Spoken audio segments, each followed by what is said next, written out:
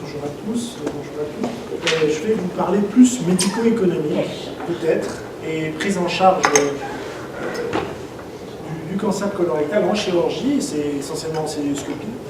Et vous parler de ce qu'on appelle la RAC, la réhabilitation améliorée après chirurgie, qui est un sujet qui est très développé par les instances, et vous allez voir que c'est quand même un sujet relativement ancien, puisque on va reparler des chirurgies du cancer colorectal. Pour beaucoup, peut-être pas d'entre vous, parce que vous êtes déjà venu à Mars Bleu il y a déjà 2 ans, mais pour beaucoup d'entre vous, la chirurgie du cancer est une chirurgie par laparotomie.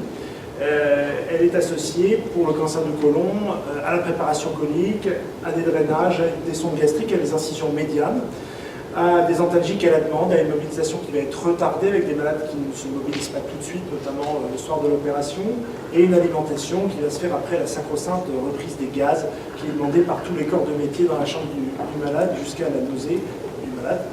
Et avec une durée moyenne de séjour qui, malgré les progrès, arrive autour de 7-10 jours, avec bien sûr des durées de séjour qui sont aussi liées au système économique, donc plus faibles aux États-Unis qu'en France, puisque les hôtels hospitaliers ont été développés là-bas depuis de nombreuses années.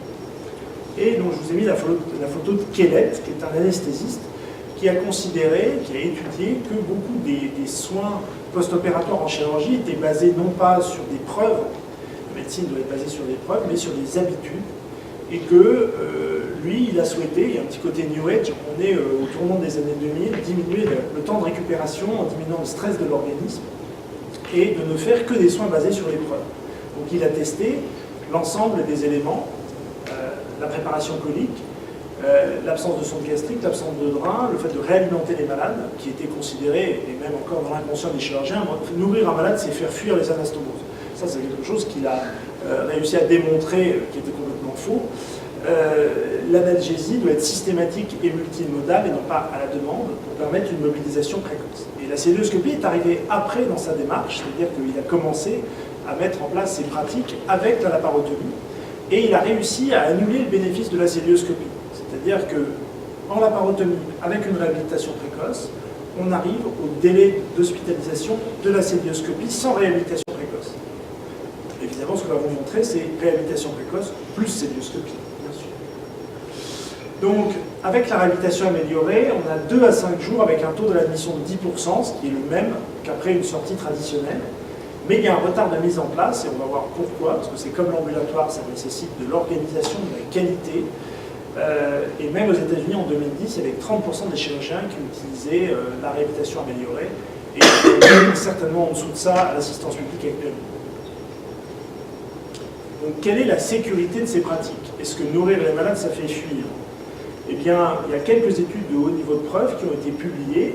Pas autant qu'on voudrait, mais il y en a quand même, qui ont montré qu'il n'y avait pas de différence de mortalité, que la morbidité était significativement inférieure, mais pas sur le plan chirurgical, donc ça ne fait pas fuir, mais qu'il y avait moins de complications médicales, de décubitus, des infections pulmonaires, de décompensations diverses, puisque les malades sont moins alités, restent moins couchés.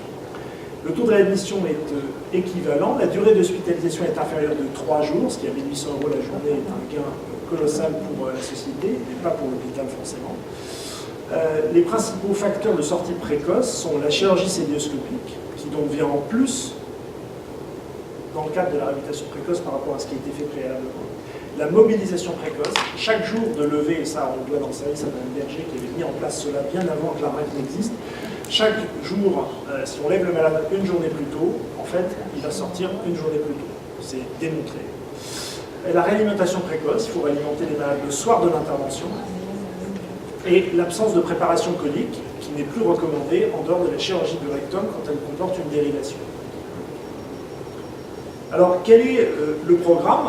Nous faisons de la réhabilitation précoce depuis 2014, et nous sommes centre expert pour l'ARS depuis l'année dernière.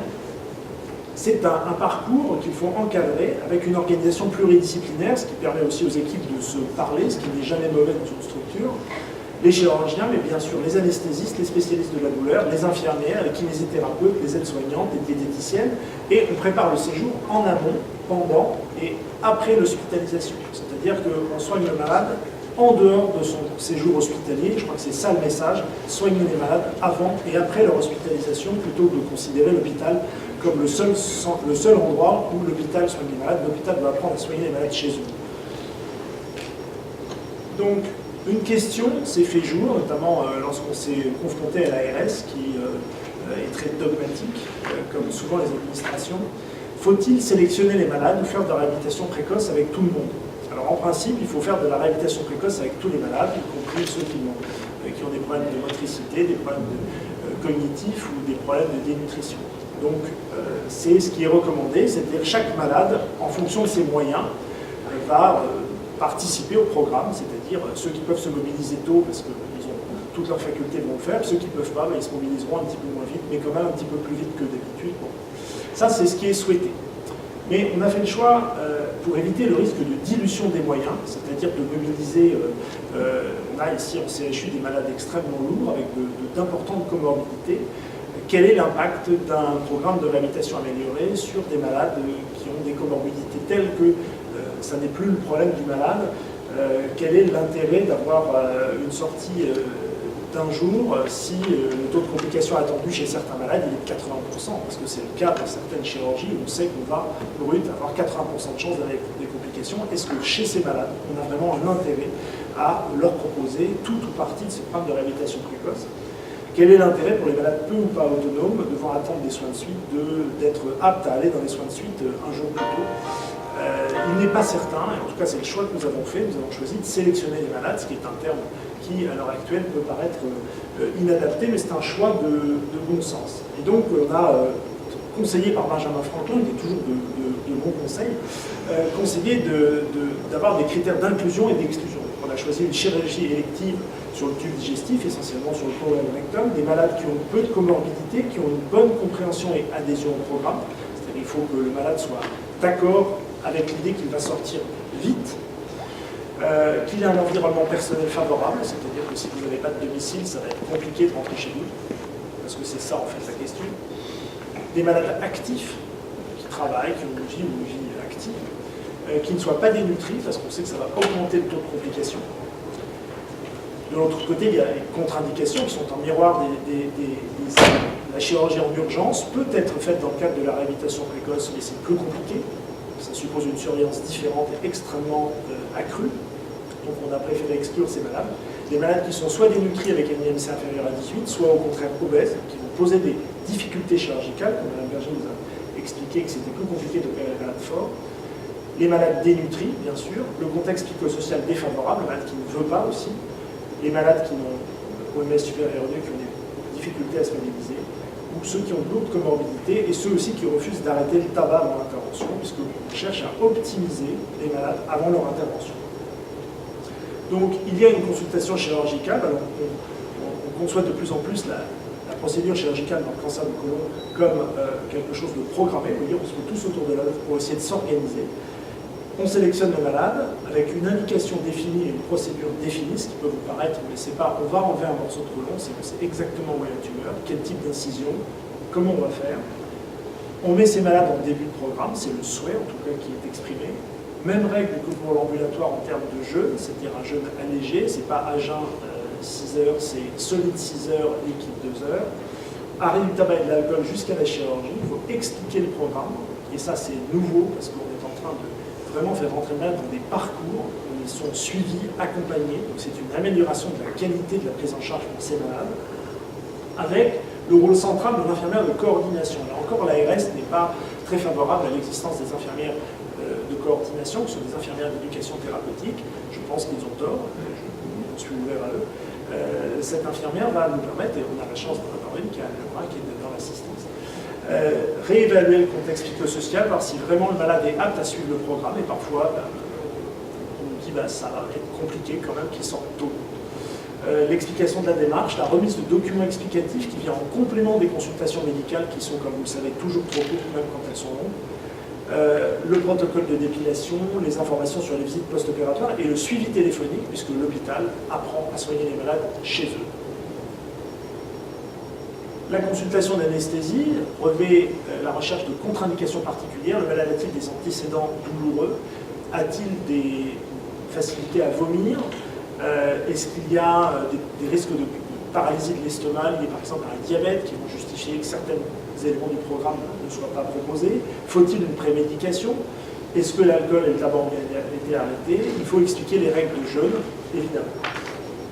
Puis, à J-1, le malade est hospitalisé. Bientôt, je l'espère, il sera hospitalisé le matin de l'opération, si l'organisation d'hôpital le permet, comme dans beaucoup d'hôpitaux privés, la plupart des hôpitaux privés et quelques hôpitaux publics, comme le Bicêtre. Le matin, on donne une boisson carbohydratée au malade pour qu'il n'arrive pas en hypoglycémie, qu'il améliore son confort de ne pas être en hypoglycémie. C'est un petit peu comme si on lui donnait un petit déjeuner avant d'aller au bloc opératoire. Et on fait la préparation habituelle. Puis, en péropératoire, il y a des règles. Une anesthésie qui va être basée sur le maintien de la température, la limitation des apports hydriques, parce que l'inflation hydrosodée retarde la reprise du transit. Il faut des morphiniques d'action courte, prévenir l'hyperalgésie, prévenir les nausées et les vomissements. Et de l'autre côté, le chirurgien, lui, va utiliser la célioscopie, essayer d'opérer bien, certes, mais rapidement, sans trop de temps mort, infiltrer les cicatrices avec des anesthésiques locaux, si possible ne pas mettre de drainage. Tout cela n'est pas impératif, c'est indicatif. Pas de sonde gastrique et peu ou pas de sonde urinaire, si on en a une, on la retire le plus tôt possible.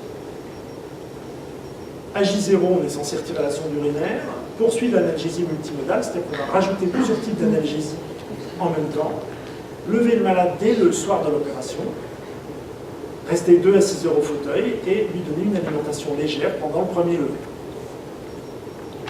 Puis, à J1, l'infirmière de coordination va participer à encadrer les soins du malade. On leur donne des chewing-gums qui les aident à reprendre leur transit. Et d'ailleurs, nous sommes sponsorisés par Wrigley, qui nous offre, parce que je ne plaisante pas, qui nous offre les chewing-gums pour ce programme. Il y a une visite des diététiciennes, de l'équipe mobile du centre antidouleur, et nos longs couloirs permettent de calibrer la marche, puisque c'est 50 mètres le premier jour, et plus de 6 heures de fauteuil dans la journée. Et puis le deuxième jour, c'est 100 mètres. Et on enlève la sonde urinaire si on ne l'avait pas fait. Puis à partir de J2, on est aidé, vous avez vu, par des aides de poids. Le malade est déperfusé dès que possible, marche 100 mètres, évaluation régulière des critères de sortie, et on s'adapte à l'état du malade.